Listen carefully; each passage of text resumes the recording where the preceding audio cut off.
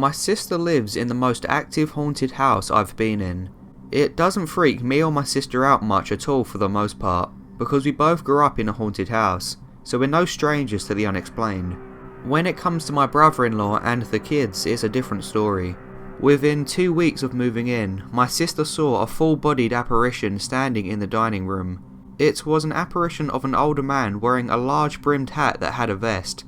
2 weeks later, my brother-in-law saw the same man and he didn't take it as well, considering he's petrified of ghosts. It happened again to my brother-in-law about a month later, and this time the man was standing in the entryway to the house and could be seen through the screen door looking out. He stayed in his car until my sister got home. My brother-in-law is no coward and is quite dangerous in a brawl, but I think he draws the line at things that can't be punched. My sister and brother-in-law acquired the house from friends of theirs who were previous occupants. They approached them and asked if they had experienced anything strange while they lived there, and they responded with, "Did you see the man?" Obviously the prior occupants had seen this entity quite regularly to give such a matter of a fact response, like it was an old friend of theirs or something.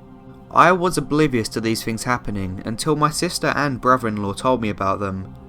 I became intrigued and offered to check it out, considering I was going to be at their house anyway to help hang Street Rock. When I got there, only my brother-in-law was there, and he told me about the footsteps that had recently started.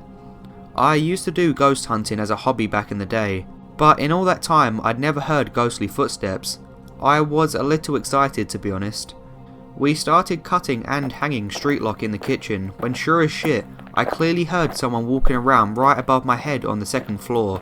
I looked at my brother-in-law with a smirk and said, "Are you serious, dude?" He responded with, "It happens all the time." A little chill went up my spine and we went back to work, all the while listening to the unmistakable sound of heavy-footed walking and shuffling above our heads. To be honest, I wish I had recorded it. It just kept going and going. Suddenly the footsteps and shuffling stopped, and it stayed quiet for about 10 minutes. Then we heard a slamming sound that shook the floor. This rattled us both. The only thing that could have made that sound were 2 heavy old wooden cellar doors outside. I told my brother-in-law we have to go check it out. Understandably, he wasn't a huge fan of the idea. My main concern was the off chance that someone broke in to steal stuff, so I grabbed a claw hammer and told him just to back me up if shit gets real. I'll be honest, my hands were shaking when I pulled open the cellar door and made the descent into the musty old basement. We searched every inch of the basement, but no one was down there. At least that we could see. Again, I got a chill up my spine and got the hell out of there. That was my first experience in that house. A few months later, I offered to stay the night and record the basement with a baby monitor. Not high tech, but it gets the job done. I set the baby monitor up in the area of the basement that gave me the creepiest feelings. I watched it using my laptop and recorded roughly 16 hours of footage. I never caught anything on video, but the audio was very interesting and a little bit unnerving. There was a constant, barely audible murmuring even into the early hours of the morning when everyone, including myself, had gone to sleep. It sounded like numerous individuals were having a conversation they didn't want anyone to hear. Oddly, the activity came to a halt with no explanation, and the house was quiet for about a year, until recently. The things that happen now put me on edge a bit, because I have seen in broad daylight things that I can't explain. On 2 occasions I have seen what looks like a woman walking through the front yard towards the back of the house, but when I went to check it out there was no one there. One of the kids experienced something identical but far more terrifying not long after me. One of my nephews was playing in the backyard in the afternoon when a woman's head creeped around the back side of the house and was staring at him.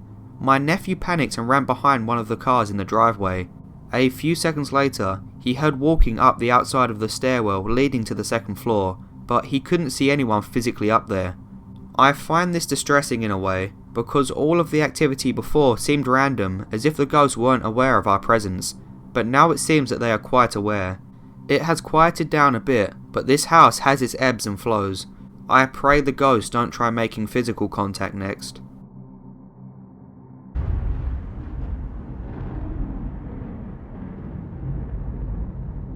I was about 10 when this happened. It was a nice morning and at the time I was homeschooled. My mum was out shopping, so I was alone and fairly bored. So I decided to grab my bike and go on a ride around my neighbourhood. It was a very nice neighbourhood, so I didn't think much about riding it around alone while I was young. And it was only my second or third time riding my bike, so I needed some practice. Anyway, while I was riding my bike back home, I swerved and ended up falling and hurting my knee. Being as I was tired and in pain, I just kind of laid there on the ground. It was quite relaxing and quite nice, to be honest. A while had passed, maybe 10 minutes, when a car drove past me. I didn't pay much attention to it, however. That was until it started to reverse and backing up towards me. It stopped in front of me, and the side door and the passenger side door opened. I thought maybe these people were worried. A little girl laying on the ground with her bike over her, knocked over. So I sat up to tell them that I was alright, but when I sat up, I realised that this was a van which was black. The person coming from the passenger seat was dressed in all black clothes and had a black hood on. I could tell from part of his face that I saw that this was an older white guy. I started to get that fight or flight response, so I sprung up immediately, trying to show that I was indeed okay, if by some stroke of luck he was actually worried. When I stood up though, the man hesitated. "Are you okay?" "I have some band-aids in the back of my van," the man asked, in his weird voice. He must have seen that my knee was bleeding. I said no sorry and shook my head and picked up my bike. At this moment, I guess that the person that lived in the house that I was in front of had noticed that something was going on, so they started to come out the front door.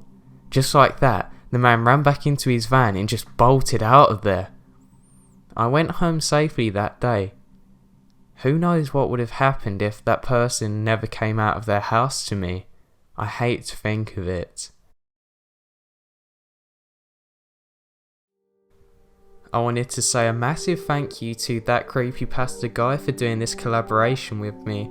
He really has a good quality channel and I strongly recommend you go and subscribe to his channel and check out his content. We're also working again together in the future and I'm really looking forward to this. So I wanted to say thank you again and you should definitely go and sub to his channel. I also wanted to give a massive thank you and shout out to Zixa for doing my outro for me. Thanks for watching guys, I've got a lot of new content coming and some really big collaborations, so stay subscribed for more. And I wanted to say a massive thank you to the subscribers who sent me the viewer submissions. Alright, thanks guys, see ya.